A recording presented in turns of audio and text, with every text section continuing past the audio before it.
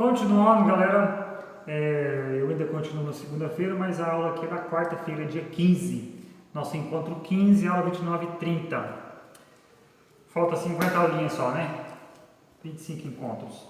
Pessoal, nessa aula aqui, eu até acabei de comentar no vídeo anterior que eu gostaria que vocês já começassem a fazer essa atividade amanhã mesmo, que é a aula do dia 14, no caso, né? Porque ela não é difícil, não é, mas exige com que vocês pensam, reflitam, e isso gasta massa cinzenta e tempo também, né? Lá naquele projeto que vocês começaram a construir, nossa disciplina, a gente vai trabalhar aqui com a teoria de construção de um projeto e ao mesmo tempo fazendo atividades que é o desenvolvimento do seu projeto. Alguns de vocês escolheram fazer um projeto da vida pessoal, construir uma casa, comprar um carro, ter um aumento no trabalho, de cargo, conseguir abrir seu empreendimento. Teve várias ideias aí na sala de aula, como me recordo algumas só. Mas baseado neste projeto aí que vocês estão planejando, vocês já estão em continuação da construção do projeto.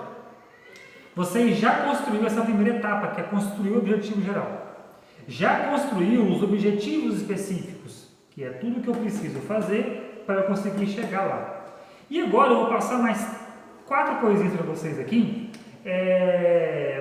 que é a sequência do que a gente já vem falando nas nossas aulas. Para dar sentido nessas teorias que a gente fala, para dar sentido tem que colocar a mão na prática, né? A mão na massa, melhor dizendo.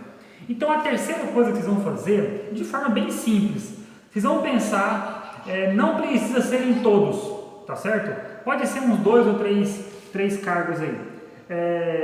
Pensar nos integrantes do projeto. Quem são os possíveis integrantes do projeto? É uma lista grande de quem pode ser integrante. Mas no seu projeto aí, quem que é os integrantes?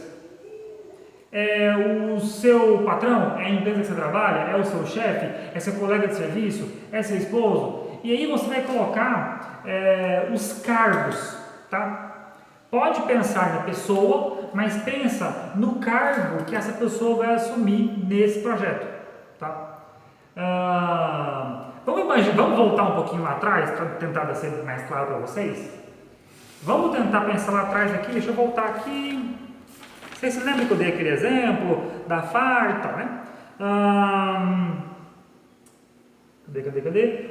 Os integrantes do projeto. Lembra que quando eu falei sobre os objetivos específicos, eu falei assim, verificar a relação com aluno e professor. Peraí, quem é que vai fazer isso? A gente consegue, quantos alunos são? São 1.500 alunos que tem a FAR. A gente consegue colocar uma pessoa para fazer isso? Acho que é pouco, né, pelo tanto de aluno. E 2 pessoas? Não sei, e 3, e 4? Peraí, vai ser feito essas pesquisas presencial ou vai ser feito elas à distância? À distância pode ser que eles não acessam, não conseguem abrir o link. Vamos supor que a gente consiga fazer um questionário presencial com eles, com a turma que estão estudando ainda, não estou falando dos que saíram não. Então se a gente vai aplicar uma prova, a gente precisa pensar numa pessoa que vai desenvolver esse questionário e depois na pessoa que vai aplicar. Quantas salas de aulas que tem na FAR à noite? São 10, 12, 15. E se a gente colocar 15 pessoas para aplicar esse questionário? Que aí num dia só a gente resolve tudo isso, por exemplo. É uma possibilidade. Então são 15 pessoas que vão atuar como cargo de quê? De tutor ou de avaliador, ou enfim, a pessoa que vai aplicar a atividade. Depois, identificar o nível de interesse dos alunos. Para identificar esse nível de interesse dos alunos, alguém precisa pegar esse questionário que acabou de ser criado e interpretar. Então precisa de pessoas que vai lançar tudo isso num sistema, no Excel, numa planilha, enfim, num sistema, para conseguir buscar dados. Quantas pessoas que são 1.500 alunos, a gente quer fazer isso no primeiro trimestre, né, que é os 3 primeiros meses, para tentar levantar políticas antes que acabe o semestre. Beleza. Então, se a gente quer fazer tudo isso muito rápido, digitar 1.500, né? A gente pode pensar em mais 10 pessoas ou mais 15 pessoas, né? para exercer o cargo de digitador, né, o cara que vai colocar essa informação no sistema. E aí, esse cara do monitor, esse cara que é o digitador, quais são as atividades que ele vai desenvolver? Olha, você que é o monitor, quando tiver em sala de aula, você não pode falar nada para eles para induzir isso ou aquilo. Ou seja, tudo que esse cara, esse monitor precisa fazer, vai estar aqui nessa atividade. Pegar isso, imprimir em tal lugar, trazer, contar, tarará. Enfim, todas as atividades que esse cara vai desenvolver vai estar aqui, ó. É nesse momento aqui, ó. Quais são os integrantes do projeto? O que esses integrantes vão fazer? É o cargo, tá? Você até pode pensar na pessoa, o João, a Maria, o José, aquele amigo meu, aquele meu chegado, você até pode pensar nele, mas quando você for construir esse item 3 aqui, ó, o integrante do projeto, você precisa pensar no cargo e nas atividades que esse cargo vai exercer. Certo? Que é o próximo. Então não precisa. Tem projetos aí que são projetos mais complexos, que levam muito tempo. Como aqui é só um simples exemplo para vocês compreenderem, então não precisa descrever 10 cargos, não. Descreva 2 cargos, tá de ótimo tamanho, tá? Pensa em 2 possíveis cargos aí, dê um nome para esse cargo, né, desse integrante aqui. Se você tiver até o nome da pessoa, vai ser o João, vai ser a Maria, né? A Maria vai exercer o cargo tal, que vai desenvolver atividades tal, X, Y e Z aqui. Beleza, essa é a atividade 3, bem simples, consegue fazer com meia folha. Atividade 4, forças impulsoras. Impulsoras é o que te empurra. Então você vai voltar aqui no seu objetivo geral, que você pensou. Quais são as coisas que dá certo, que me ajuda, que estão coincidentemente dando certo para que aconteça? São as forças impulsoras. Eu tenho tempo para desenvolver esse projeto, eu tenho recurso para desenvolver esse projeto, eu tenho habilidade para fazer isso aí, eu já realizei esse projeto 3 ou 4 vezes em lugares distintos, tive um bom aproveitamento por causa da experiência. Então tudo isso que é o fator positivo, você vai linkar aqui. Quais são os fatores positivos que me ajudam a eu realizar esse objetivo geral? Né?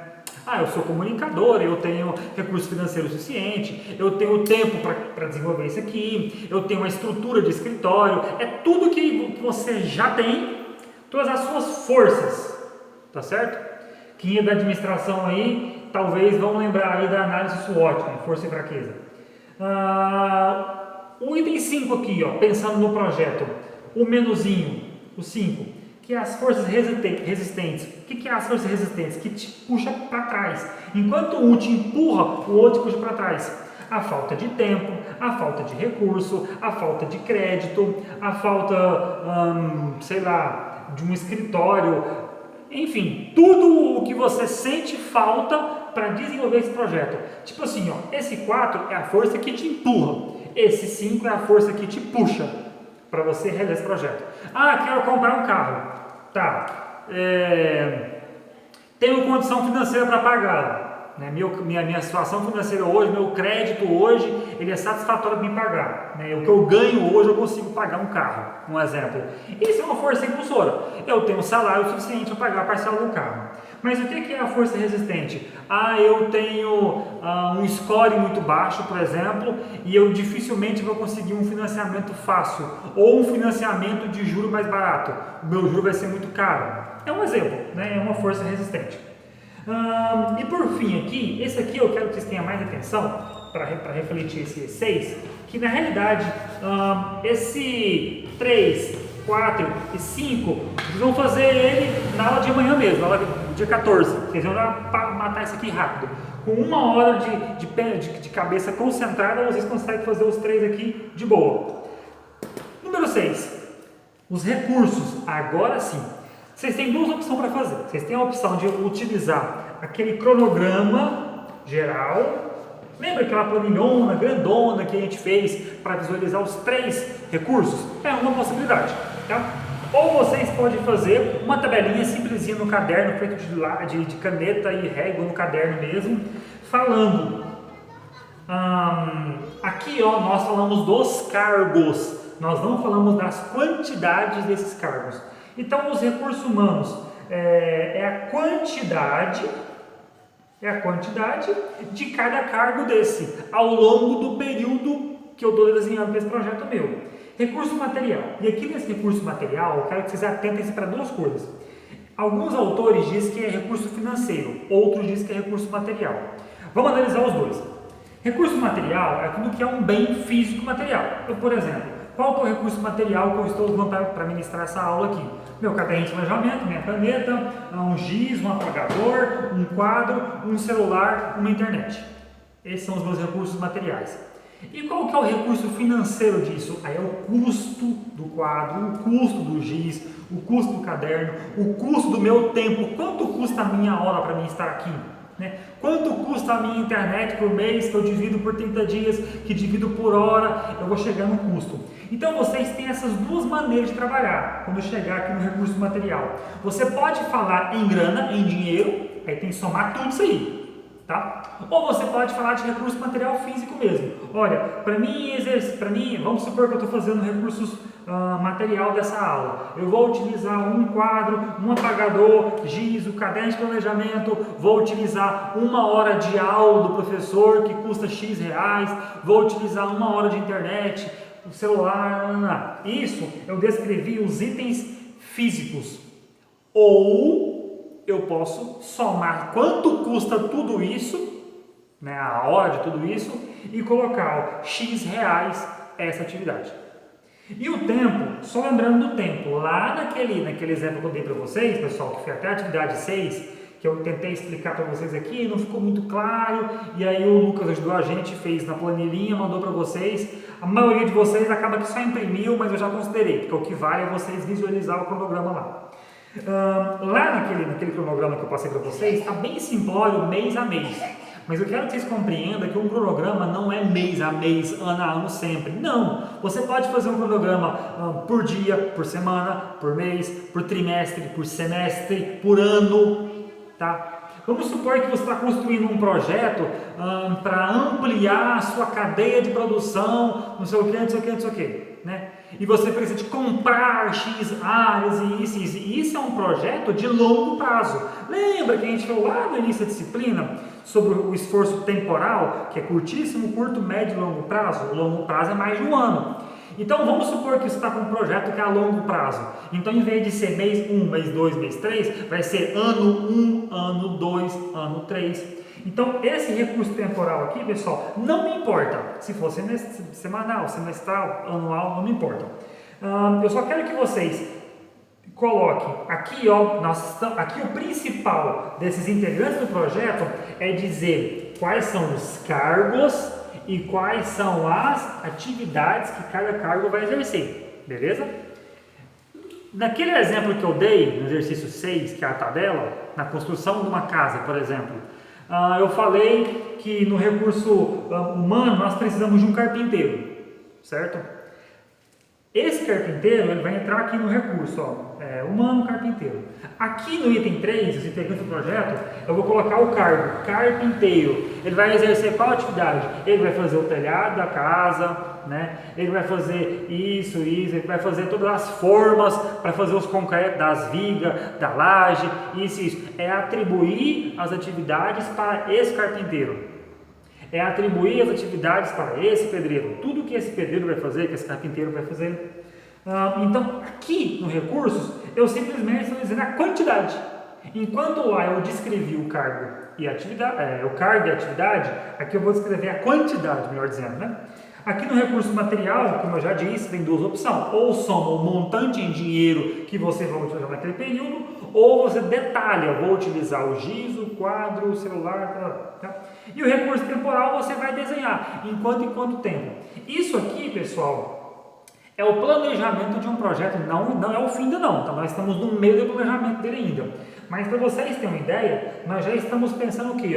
No início, no meio e no fim. Porque quando a gente pensa no objetivo geral, nós estamos pensando nele concretizado, ou seja, no fim dele. Quando a gente pensa no objetivo específico, é o que eu preciso fazer para chegar nesse aqui, ou seja, o meio do projeto. Quais são os integrantes? Quem vai trabalhar nesse projeto? Estou pensando no meio, na execução dele. Quais são as forças que vai me empurrar? O que vai acontecer no meio desse projeto? Quais são as forças que vão me puxar? O que vai me impedir? Quais são os meus empecilhos? É o que vai acontecer. E quais são os recursos que eu vou utilizar ao longo desse projeto todo? Ou seja, se vocês analisarem aqui de curto e grosso modo, vocês vão perceber, pessoal, que nós estamos sempre olhando para o projeto no início, no meio e no fim dele. Tá certo? Então, essa atividade aqui, ó, a 1 e a 2 já está feita. E vocês vão fazer a 3, a 4, a 5 e a 6. Tá certo? Faça de forma simples, não queira inventar a roda, pesquisar na internet, ai meu Deus do céu. Não, assista o vídeo de novo se for preciso, vai pausando, que essa atividade aqui, ó, vai ser validada no nosso encontro 15. Tá certo? Até mais para vocês e uma boa noite.